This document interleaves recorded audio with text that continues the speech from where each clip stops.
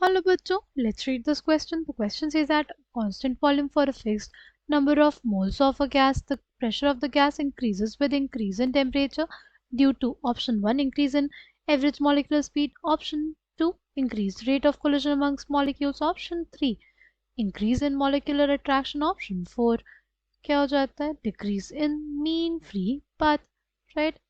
The key concept for this question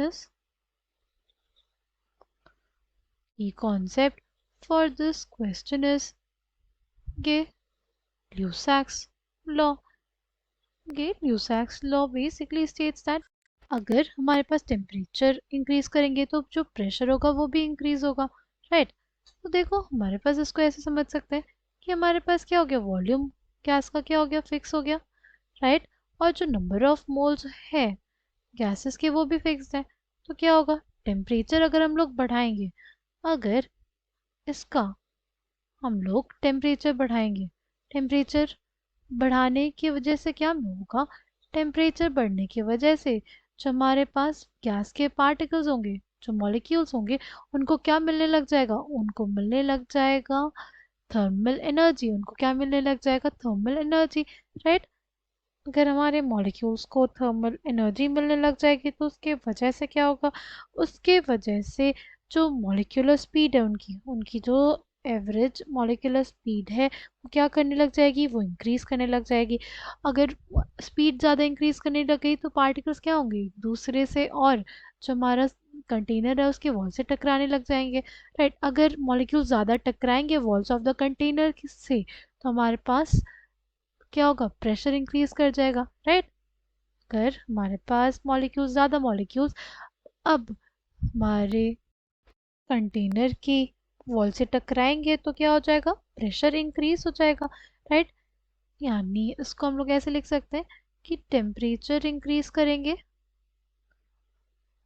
तो क्या होगा, थर्मल एनर्जी इंक्रीज करेगी, टेम्परेचर इंक्रीज करेंगे तो हमारे पास क्या इंक्रीज करेगी, thermal energy, thermal energy increase करेगी तो हमारे पास एवरेज मॉलिक्यूलर स्पीड क्या हो जाएगी, बढ़ जाएगी, क्योंकि ज़्यादा नंबर ऑफ मॉलिक्यूल्स अब मूव करने लग जाएंगे, उनको क्या मिल जाएगी, एनर्जी मिल जाएगी, ठीक? एवरेज मॉलिक्यूलर स्पीड अगर बढ़ गई तो जो rate of collision, rate of collision amongst molecule भी क्या हो जाएगा, वो भी हमारे पास बढ़ जाएगा, ठीक है?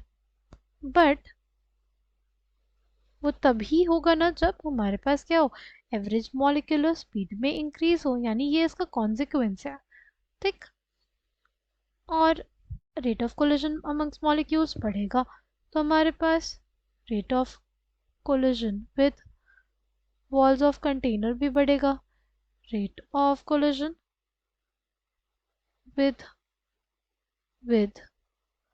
walls of container with walls of container भी बढ़ेगा, यानी बेसिकली हमारे पास क्या हो जाएगा, टेम्परेचर बढ़ाने से प्रेशर बढ़ जाएगा, ठीक?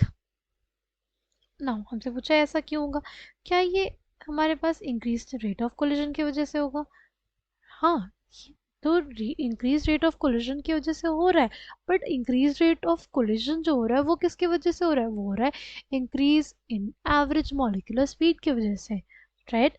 तो अगर 1 2 में डिसाइड करना तो हमारे पास 1 will be the more appropriate answer.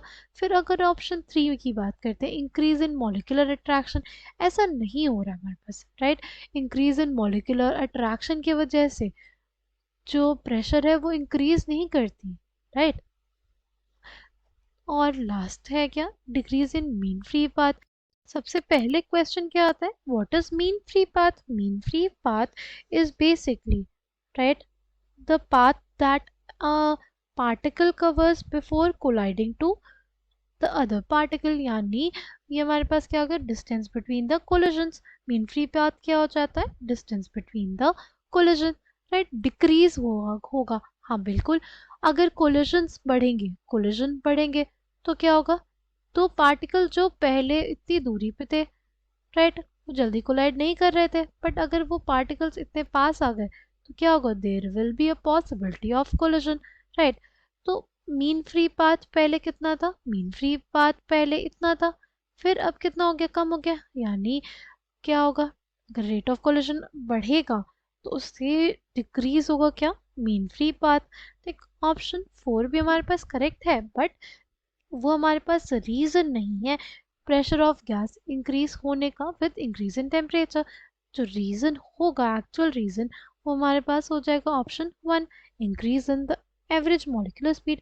Average molecular speed increase हुई, उसकी वजह से कोलिजन बढ़े, उसके वजह से हमारे पास decrease in mean free path हुआ। हम ये कहेंगे 1 will be the correct answer for this question. I hope you understood it well. Thank you and all the best.